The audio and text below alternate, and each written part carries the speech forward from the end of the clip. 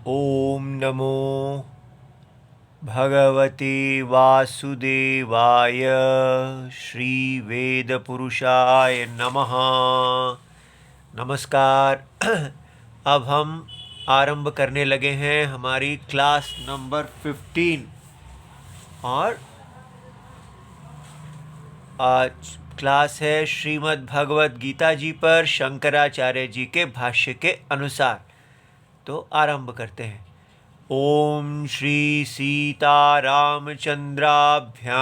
नमः। नमो गुरुभ्यः। अथ कालदेवताः श्री संवत् 2080 पौष शुक्ल पक्षः नवमी तिथिः शुक्रवारः अश्विनी नक्षत्रम उत्तरायणम शिशिर ऋतुः। मुझे तो ये काल गणना बहुत ही कमाल की लगती है। ये सब कैसा साइक्लिक है। ये 360 का साइकिल है और ये महीनों का साइकिल है। उसमें 15-15 दिन के चक्र हैं। ये तिथि साइक्लिक, ये 7 दिनों का साइकिल है। ये 27 दिनों का साइकिल है और ये कभी उत्तरायणम कभी दक्षिणायनम और ये 6 ऋतुओं का साइकिल है। कैसा काल जो है ये चक्रात्मक है। अच्छा, ओम तत्सत। श्री शंकराचार्याय नमः। तो हम अपने अब इस विषय पे आते हैं। विषय क्या है?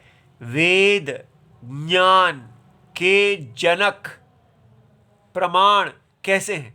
वेद ज्ञान के जनक हैं, प्रमाण रूप है। तो ये कैसे है? ये कल हमने शुरू किया था, आज भी इसी को देखेंगे। तो इसका मतलब कल हमने ये देखा कि वेद जो हैं वो बिलीफ, एक फेथ, एक विश्वास के जनक नहीं हैं। जो वेद अर्थात वेद आधारित भगवत गीता, भगवत गीता में भगवान ने अर्जुन को किसी फेथ, किसी बिलीफ, किसी विश्वास के बारे में नहीं बताया। हमारी वैदिक संस्कृति भगवान को विश्वास का विषय नहीं मानती, ज्ञान का विषय मानती है। तो ये आपको अच्छी तरह समझना है। इसीलिए कहा जा रहा है कि वैदिक संस्कृति को, वेद आधारित हमारी संस्कृति को रिलीजन नहीं कहना, उसको बिलीफ आधारित रिलीजन नहीं मानना। इसलिए ये कहना ऑल रिलीजन्स आर इक्वल, ये आपका सत्य है। लेकिन इसका मतलब है कि बाइबल के आधारित और कुरान के आधारित जो रिलीजन्स है वो बराबर हैं, वो एक डब्बे में हैं। और वेद के आधार पर जो परमेश्वरा बताए जाते हैं वो रिलीजन नहीं है, वो विश्वास के विषय नहीं है, वो ज्ञान के विषय हैं। तो ज्ञान का विषय जो था वो कल हमने देखा कि ज्ञान क्या होता है। तब हमें ये पता चला कि ज्ञान होता है कोई वस्तु आपके अनुभव में हो। जैसे सामने आपके पास रस्सी है, तो आप उस रस्सी को जब ठीक प्रकार से जानते हैं तो उसको हम कहते हैं ये नॉलेज ऑफ द रोप है। I know the rope as rope, इसको कहते हैं नॉलेज ऑफ रोप। इसी प्रकार क्या वेद हमें बताएंगे कि मैं भगवान को भगवान के रूप में जानता हूं, ऐसा ये है ज्ञानम। तो इसलिए आपको समझना चाहिए कि कल हमने देखा था कि 5 इंद्रियां प्रमाण क्या होती हैं। तो बेसिक प्रमाण सारी दुनिया में 5 इंद्रियां, 5 ज्ञान की इंद्रियां ही बेसिक मूल प्रमाण हैं। वो 5 ज्ञान की इंद्रियां में हमने देखा था कि जो शब्द को जानने के लिए जो हमारे पास कान की इंद्री थी, सेंस ऑफ हेयरिंग, और शब्द जो था वो आकाश का गुण है हमने कहा।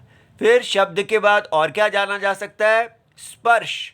स्पर्श को जानने के लिए हमारे पास त्वचा, स्किन जो है, स्किन में सेंस ऑफ टच, छूने की इंद्री थी। और उसके द्वारा हमने स्पर्श टच को जाना था, और वो जो है वो वायु को टच कर सकते हैं, वायु का गुण है। फिर हमने कहा रूप तीसरी चीज है, शब्द स्पर्श रूप। रूप को जानने के लिए हमारे पास सेंस ऑफ साइट अर्थात चक्षु की इंद्री थी, जो आंख जिसका स्थान था, और हमने कहा कि ये अग्नि का गुण है। इस प्रकार 3 हो गए। फिर शब्द स्पर्श रूप रस। रस को जानने के लिए हमारे पास सेंस ऑफ टेस्ट है, अर्थात रस की इंद्री, उसका स्थान टंग जीभ है, और वो जो है वो जल का मुख्य गुण है। और उसके बाद शब्द स्पर्श रूप रस गंध जो है उसको जानने के लिए घ्राण अर्थात नासिका की इंद्री, जो सेंस ऑफ स्मेल है, और सेंस ऑफ स्मेल जो है वो नाक में उसका स्थान है। और वो ये जो स्मेल है ये पृथ्वी अर्थ का गुण है। इस प्रकार हमने 5 एलिमेंट्स को जाना। इन 5 एलिमेंट्स, ये जो 5 पंच महाभूत हैं, वो कौन से हैं? आकाश, वायु, अग्नि, जल और पृथ्वी। ये जो 5 महाभूत हैं, इनको जानने के लिए 5 प्रमाण हैं। ये कल हमने जान लिए। तो 5 प्रमाणों के द्वारा, 5 ज्ञान इंद्रियों के द्वारा ये पंच महाभूत जाने जाते हैं। और ये पूरा जगत जो है ये इन पंच महाभूतों का ही बना हुआ है। इसलिए जगत को जानने के लिए, इसका ज्ञान प्राप्त करने के लिए हमें 5 ज्ञान इंद्रियां मिल गई। अब कोई छठी ज्ञान इंद्री नहीं है, कोई छठा पंचभूत नहीं है। इस पूरे संसार में इन 5 के अतिरिक्त को जानने के अतिरिक्त और कोई चीज़ जानने की वस्तु नहीं है। देखो ये कितनी कमाल की बात है कि हम 5 बस, ये पूरा, कहीं आप कहीं भी चले जाएं, अमेरिका चले जाएं, इज़राइल चले जाएं, कहीं भी पाकिस्तान चले जाएं और स्वर्ग में चले जाएं, कहीं भी चले जाएं, वहाँ 5 इंद्रियों के विषय ही है, क्योंकि छठी इंद्री सारे यूनिवर्स में कहीं नहीं है। ये आपको समझना है। तो इसका मतलब ज्ञान का विषय क्या है? ज्ञान का विषय 5 इंद्रियों के विषय है। और दूसरा चीज़ हमने कल देखा कि आप इन्फ्रेंस, अनुमान लगा सकते हैं। जैसे आप पहाड़ पे धुआं देखते हैं तो आप अग्नि को नहीं देखे बिना भी कह सकते हैं कि पर्वत पर अग्नि है। देखा भी नहीं फिर भी बता सकते हैं। कैसे बता दिया? क्योंकि आपको पता है कि अग्नि और धुएं में कारण और कार्य का संबंध है। अग्नि कारण है, कॉज है, और धुआं इफेक्ट है, माने कार्य है। तो कारण को जब आपने इफेक्ट को देखा, धुआं को देखा, तो कारण का अनुमान लगा लिया। इस प्रकार अनुमान भी ज्ञान प्राप्त करने में प्रमाण होता है। तो एक अनुमान और ये प्रत्यक्ष डायरेक्ट ऑब्जर्वेशन और इनडायरेक्ट इन्फ्रेंस, ये दोनों ही सारे संसार में प्रमाण कहे जाते हैं। ये जो मूल प्रमाण हैं, इन्हीं से ही ज्ञान प्राप्ति होती है। इसी से आजकल की मॉडर्न साइंस इसको ही मानती है। अब आपको बताया जा रहा है कि वेद जो शब्द रूप है वो अपने आप में ज्ञान का जनक है। ऐसा ज्ञान देगा जो ना आपकी 5 इंद्रियां दे सकती हैं और ना वो आपको इन्फ्रेंस से मिल सकता है, और लेकिन वो एक बिलीफ भी नहीं होगी। वो अनुभव में एक चीज़ है, एक ऐसी वस्तु जो अनुभव में है लेकिन 5 ज्ञान इंद्रियों के विषय नहीं है और अनुमान का विषय नहीं है, लेकिन फिर भी आपको अनुभव में मिलेगी। अब आप समझ गए। इसलिए वेद से आपको इसकी अपेक्षा रखनी। और उसका फल क्या होगा?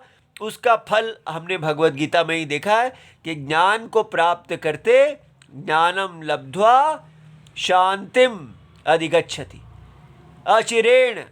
अचिरेण शांति, वो बिल्कुल वो शांति रूप मोक्ष को प्राप्त हो जाता है। शांति, वो मृत्यु को जीत जाता है। जो इस ज्ञान को प्राप्त कर लेगा वो मरने से पहले ही मृत्यु को जीत लेगा। वो मरेगा ही नहीं, अर्थात शरीर मरता है लेकिन वो सत्यम नहीं मरता है, वो सत्य में प्रतिष्ठित हो जाएगा। इतनी बड़ी बात। तो इसलिए हमको इस ज्ञान को प्राप्त करना चाहिए। इसीलिए कहा इस ज्ञान को प्राप्त करने का साधन है श्रद्धा, कि पहले आप मानो कि ज्ञान जो है वेद ज्ञान का जनक है। लेकिन हम पहले ही कैसे मान लें? अच्छा, पहले मत मानो, आप सुनो और देख लो कि आपको श्रद्धा आ जानी चाहिए कि हाँ हाँ ये समझ में आ गया जी कि ये कैसे ज्ञान देता है। इसीलिए अगर आप इस बात को सुन लेंगे तो आपको श्रद्धा जाग जाएगी कि हाँ भाई बात तो ठीक है, ऐसे तो ज्ञान उत्पन्न हो सकता है। तो इतना में आपको श्रद्धा मिल जाएगी और श्रद्धा से आप ज्ञान को प्राप्त कर लेंगे। श्रद्धा जो है वो पक्का, ऐसा भगवद गीता ने कहा है, जिसके पास श्रद्धा होगी, श्रद्धावान लभते ज्ञानम, जिसके पास श्रद्धा है वो ज्ञान को प्राप्त कर लेते। तो यहाँ तक तो अभी हम कल की कक्षा में थे, आज की कक्षा अब हम आरंभ करते हैं। तो आपको एकदम उत्साह से सुनना है। तो आज की बात क्या कही जा रही है? How does Veda reveal the most fundamental truth? कैसे करता है? तो अब हम समझें कि सत्यम, कोई भी वस्तु हो जो ज्ञान के लिए उपलब्ध है, जैसे रस्सी, रस्सी ज्ञान के लिए उपलब्ध है, that is available for knowledge, उसका नॉलेज हो सकता है। तो कोई भी वस्तु हो उसको आप तीन प्रकार से, उसका आप दो, विद्या हो सकती है उसके बारे में, अविद्या हो सकती है। समझ लीजिए, रस्सी की विद्या और रस्सी की अविद्या। विद्या क्या होती है? यथा वस्तु ज्ञानम, माने knowledge true to the fact. अब बताओ, इसमें तो कोई मुश्किल नहीं है ना, कि जैसे रस्सी को रस्सी जानना, सामने रस्सी है, आपने कहा ये रस्सी है, आपको उसका ज्ञान हो गया। तो ये स्टेट ऑफ नॉलेज है, नोइंग द रोप एज रोप। तो state of knowledge is clear कि आपके सामने ये इंद्रियों के विषय है। हम इसी का एग्जाम्पल लेते हैं कि कोई भी वस्तु हमारे ज्ञान प्रमाण, ये हमने प्रमाण से ज्ञान प्राप्त किया। तो जब हमारा knowledge true to the fact हो, वो विद्या कहलाती है, राइट नॉलेज कहलाती है। तो ये हमें समझ में आ गया। लेकिन वही रस्सी जो है, अगर हम उसके बारे में अविद्या होती, तो अविद्या दो प्रकार की होती है। ये बात समझ में आ गई? विद्या अविद्या। अविद्या क्या है? दो प्रकार की। अविद्या में क्या है? अज्ञानम। अज्ञानम माने वस्तु को नहीं जानना। जैसे आपके सामने तो हम कहेंगे ignorance of the fact, state of ignorance of the fact. जब हमें वस्तु का ज्ञान ही नहीं है, जैसे आपके सामने रखी है वस्तु, ठीक है, तो रस्सी अनुभव में है, लेकिन फिर भी आप कहते हैं इसको मैं नहीं जानता। आप ये नहीं कहेंगे मैं रस्सी को नहीं जानता, आपको पता ही नहीं है। तो आप रस्सी को रस्सी है ऐसा नहीं पहचानते। सामने कुछ दिख रहा है लेकिन आप पहचान नहीं पा रहे ये क्या है, मुझे नहीं पता ये क्या है, उसको हम कहते हैं अज्ञानम। Not knowing the rope as rope, it is I don't know what it is, ये क्या है मुझे नहीं पता। ये बात समझ में आ गई? तो अविद्या क्या है? नॉट नोइंग, इग्नोरेंस, अज्ञानम। लेकिन उसी वस्तु को जिस आप ऐसा भी जान सकते हैं विपरीत ज्ञानम, माने वस्तु को गलत जानना, उसको कहते हैं मिस्टेक। आपका टेक मिस हो गया, मिस्टेक माने एरर ऑफ द फैक्ट। तो उसको कैसे? माने रस्सी को सांप समझना, mistaking the rope for a snake. तो ये जो है ये बेसिक है शास्त्र को आपको समझने, ज्ञानम का। वस्तु को जान लेना यथा वस्तु, और वस्तु को के बारे में इग्नोरेंट होना अज्ञानम, और वस्तु को विपरीत जान लेना विपरीत ज्ञानम, उसको मिस्टेक कर लेना। ये जो आपको तीन अगर पता चल गए तो आप सारा वेद शास्त्र, सारा भगवद गीता इन्हीं तीनों पे आश्रित है, आप सब समझ लेंगे। तो इसमें आप बेसिक अच्छी तरह समझ लीजिए। अब क्या है? अब दिमाग लगा के अच्छी तरह समझना है कि ये जो अज्ञानम है इसको कारण अवस्था कहते हैं। क्यों कहते हैं कारण अवस्था? क्योंकि अगर हम कहें कि इसको विपरीत ज्ञान क्यों हुआ, इस व्यक्ति को सांप क्यों दिखा वहां, हम कहते हैं इसलिए दिखा क्योंकि इसको अज्ञान था। अगर सांप का अज्ञान नहीं होता तो फिर सांप का विपरीत ज्ञान भी नहीं होता। रस्सी एक है, अनुभव में रस्सी है, रस्सी का ज्ञान नहीं हुआ, उसी के कारण उसको विपरीत ज्ञान हुआ। जिसको रोप इग्नोरेंस नहीं होती उसको मिस्टेक भी नहीं होती। तो ignorance of a fact is the cause for a mistake of the fact. बस ये बात आपने पकड़ लेनी है। इग्नोरेंस ऑफ अ फैक्ट, वस्तु अज्ञानम, विपरीत ज्ञान का हेतु है, कॉज है, कारण है। ठीक है, ये बात पकड़ ली। क्या समझना है? कोई भी फैक्ट के बारे में एरर होने का कारण क्या होता है? इग्नोरेंस। जिस व्यक्ति को इग्नोरेंस नहीं है उसको एरर नहीं होगा। बस ये इतनी सी बात है।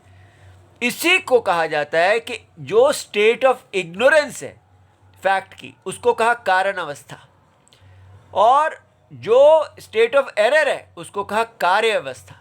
कारण में से कार्य निकला। मानो जैसे इग्नोरेंस, फैक्ट, रस्सी जब नहीं पता थी उसमें से सांप निकल आया। तो ये कैसा सांप है? ये परसेप्चुअल स्नेक है। ये क्या है? Causal state of a perceptual creation. Perceptual माने केवल प्रतीति मात्र। एक ऐसा कारण है जो एक प्रतीति को जन्म देता है। प्रतीति माने परसेप्शन।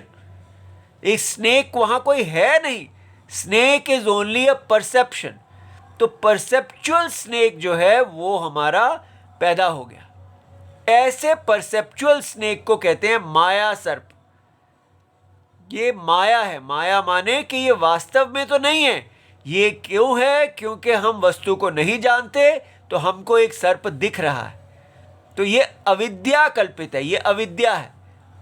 अविद्या अर्थात अज्ञान एक कल्पना को पैदा कर देता है। तो अविद्या कल्पित जो प्रतीति होती है वो माया कहलाती है। इसलिए माया को कोई ऐसा जादू नहीं समझना। माया बस यही है कि जो सांप हम रस्सी में देखते हैं वो माया सर्प है, क्योंकि वो एक्चुअल सर्प नहीं है। ये बात आपको समझ में आ गई? इतने से ही पूरे इस जगत की क्रिएशन कैसे होती है हम सारा वेद शास्त्र समझा देगा। अगर आपको ये कॉजल स्टेट समझ में आ गया कि ये कारण अवस्था है, ये कार्य अवस्था है, ये कॉज है, ये इफेक्ट है, तो ये पूरा जगत जो आप क्रिएशन आप देख रहे हैं ये कैसे आई, ये इतने से समझाई जाएगी। वेद आपको समझाएगा। तो पहले अगर ये क्लियर हो जाएगा कि कॉज कहाँ से आता है, इग्नोरेंस ऑफ फैक्ट में से आता है, और वो ignorance of the fact mistake बन जाती है। बस तो अब ये बात हम यहाँ पर जो हम देख रहे हैं, हमने ये देखिए यहाँ हमने मंत्र देखा था। वो मंत्र क्या था कि ये देखो, नारायणः परो व्यक्तात्। नारायण जो है अव्यक्त से पर है। ठीक है, तो ये अब आपको समझना है नारायणः परो व्यक्तात् क्या है। कि हमने ये कहा अव्यक्त क्या होता है, ये कारण अवस्था। कारण अवस्था जो है माया अवस्था, ये अव्यक्त है, अव्यक्त नाम रूप। अव्यक्त नाम रूप माने unmanifest state of names and forms. ये सांप क्या था, एक नेम है और एक फॉर्म है। इसका एग्जिस्टेंस केवल नेम एंड फॉर्म मात्र है, बस। तो अव्यक्त, अव्यक्त माने अनमैनिफेस्ट। वो सांप को हम अनमैनिफेस्ट कैसे कह रहे हैं? जब यहाँ हम सांप देखते हैं यहाँ नहीं देखते हैं, यहाँ देखते हैं यहाँ नहीं देखते हैं। तो क्रिएशन जो होती है ये माया क्रिएशन की यही स्टेट है, मैनिफेस्ट अनमैनिफेस्ट, अव्यक्त व्यक्त, अव्यक्त व्यक्त। तो अब हमको वेद ने परम सत्यम, ये परम सत्यम है, परम सत्यम रोप जैसे यहाँ है वहीं पर एक परम सत्यम है जो ऐसे प्रतीत होता है, अव्यक्त नाम रूप को धारण कर लेता है, कॉजल स्टेट को धारण कर देता है, कारण स्टेट को धारण करता है। ये जो कारण स्टेट है उसको हम सुषुप्ति कहते हैं। हमारा जो सुषुप्ति का अनुभव है, स्टेट ऑफ डीप स्लीप है, वो वास्तव में सत्य का कारण अवस्था है। कारण अवस्था माने इग्नोरेंस ऑफ द फैक्ट। तो जो फैक्ट है, जो वस्तु है, उसके बारे में अज्ञान की जो स्थिति है, वो अनुभव जिसको आप सुषुप्ति समझते हैं, वो वास्तव में क्या है? परम सत्य का अज्ञान अवस्था। उस समय जो ये पूरा जगत है वो अपनी कारण अवस्था में चला जाता है। ठीक है, ये आपको धीरे धीरे समझना है कि कैसे समझाया जाएगा। सब कुछ अनुभव लेके किया जा रहा है, यहाँ कोई भी आपको बिलीफ नहीं दी जा रही। ये सुषुप्ति अवस्था जो है, इसको कहा नारायण परो अव्यक्तात्। नारायण अव्यक्त से पर है। नारायण कौन है? नारायण एक शब्द दिया गया, किसके लिए? परम सत्यम के लिए। तो परम सत्यम अपने अज्ञान की अवस्था। जैसे रोप को अगर मैं कहूँ, रोप जो है वो रस्सी जो है वो अज्ञान, जब रस्सी का अज्ञान होता है तो उस अज्ञान अवस्था से पर है, अनटच्ड है। लेकिन अज्ञान अवस्था को रोप धारण करता है। ये बात समझ में आया? रोप ने ही इस अज्ञान कॉजल अवस्था को धारण किया हुआ है। तो इसी प्रकार सुषुप्ति को किसने धारण किया हुआ है? तो सुषुप्ति को सुषुप्ति के साक्षी आत्मा ने धारण किया हुआ। सुषुप्ति का जो विटनेस है वो जो है वो सुषुप्ति में व्याप्त है। ठीक है, कारण सुषुप्ति का विटनेस। तो विटनेस साक्षी आत्मा का ज्ञान आपको दिया जा रहा है कि ये साक्षी आत्मा जगत की कारण अवस्था, वो क्या है? सुषुप्ति अवस्था को धारण करते हैं। सुषुप्ति अवस्था में सारे नाम रूप जगत जो है वो अनमैनिफेस्ट हो गया, और फिर वो अनमैनिफेस्ट जगत जो है वो अब विपरीत ज्ञान अर्थात इफेक्ट में आ गया, कारण अवस्था, कार्य अवस्था में आया। तो कार्य अवस्था जो होती है वो effect state of the perceptual creation. ये दो है, इसके दो पार्ट्स हैं, अंडा और अंडे में से निकला विराट शरीर, मैच्योर स्टेट। तो जो अंडा अवस्था है उसको कहते हैं व्यक्त अवस्था, स्टेज 1, और जो मैच्योर स्टेट है स्थूल शरीर उसको कहते हैं अंडा अव्यक्त की स्टेज 2। तो ये अव्यक्त है और अव्यक्त में से व्यक्त। अव्यक्त माने अनमैनिफेस्ट, मैनिफेस्ट। तो कोई भी क्रिएशन है उसकी दो स्टेट्स हैं, अव्यक्त, व्यक्त। और व्यक्त की फिर दो स्टेट्स हैं, अंडा माने एग स्टेट और मैच्योर स्टेट। ये जो अंडा स्टेट है ये क्या है? मन। तो हम देखते हैं कि ये जो मन है ये सूक्ष्म कार्य शरीर है, सटल इफेक्ट बॉडी। ये स्वप्न है, जिसको हम स्वप्न कहते हैं, वो ड्रीम केवल मन है। माने साक्षी आत्मा ने पहले सुषुप्ति को पहना और सुषुप्ति को उतारे बिना उसी सुषुप्ति में मन आ गया, और आप वो साक्षी आत्मा कारण शरीर को धारण करते हुए और उसमें से मन आ गया। उस मन में वो सारी दुनिया को देखने लगा। वो उस दुनिया के अंदर सारे कैरेक्टर्स, वहाँ उस मन में सब कुछ है, लेकिन वो केवल मेंटल क्रिएशन है। ये क्रिएशन की जो है वो एग स्टेट कही गई है, और इस एग स्टेट में से फिर वेकिंग स्टेट बाहर आ जाएगी। ठीक है, ये बाहर ऐसे नहीं आती जैसे स्प्रिंग कोई बाहर आ रहा है, ये ऐसे आती है जैसे जल में से लहर आती है। ठीक है, जैसे रोप में से स्नेक बाहर आता है वैसे। तो ये सेकंड स्टेट जो मैनिफेस्टेशन की है, स्थूल कार्य शरीर, ये जागृत है। तो अब हमारे पास सब तीनों आ गए, जागृत, स्वप्न और डीप स्लीप। जागृत, स्वप्न और डीप स्लीप, इन तीनों को धारण करने वाला परम सत्यम ये निर्गुण है। इसके अंदर ये ना कॉज है ना इफेक्ट है, इसलिए इसको कहने के लिए वर्ड्स का यूज नहीं किया जा सकता। तो कैसे डिस्क्राइब करते हैं? ना कारणम ना कार्यम, ना कॉज है ना इफेक्ट है। ये गुण है, इसमें क्या गुण है? कॉज का गुण है। इसमें क्या गुण है? इफेक्ट का गुण है। तो इसको कैसे कहेंगे? ये निर्गुण है। इस प्रकार हम, और ये कौन है? ये केवल शुद्ध साक्षी है। शुद्ध साक्षी माने जब ये यहाँ पर आया, जब आप अपने डीप स्लीप को देखेंगे तो डीप स्लीप क्या है? वहाँ पर कोई डुअलिटी नहीं है, माने सीयर नोअर नोन रिलेशनशिप नहीं है, लेकिन वो नोअर नोन रिलेशनशिप अनमैनिफेस्ट है। ना आप वहाँ दृष्टा हैं ना दृश्य हैं, क्योंकि दृश्य नहीं है, लेकिन दृष्टा शुद्ध दृष्टा है, केवल साक्षी आत्मा है। लेकिन साक्षी आत्मा के गर्भ में कॉजल स्टेट है।